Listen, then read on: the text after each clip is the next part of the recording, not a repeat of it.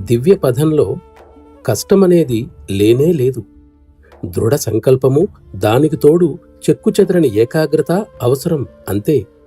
మీరు సాధించదలుచుకున్నది మీకు దగ్గరగానే ఉన్నదని కనుగొంటారు. మీతోనే ఉందని కనుగొంటారు. ఇంకా చెప్పాలంటే మీరు కనుగొనాలనుకున్నది మీకు మీరే. దీనికి కావలసినది కేవలం దారిలో ఉండే కలుపు మొక్కలను, పొదలను దగ్ధం చేసే మండే హృదయం మాత్రమే. నీ ఉండవలసిన యథార్థ స్థితికి నీవు మారుతున్నావనడానికి నీ ఆవేదనే నిదర్శనం. అశాంతి దాని ముందు సూచన.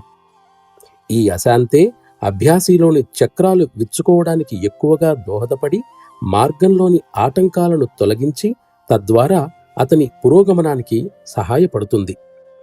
నా హృదయాంతరాళంలో నుండి వచ్చిన ఈ మాటలు మీ అందరిపైన తగిన ప్రభావాన్ని కలుగజేయుగాక.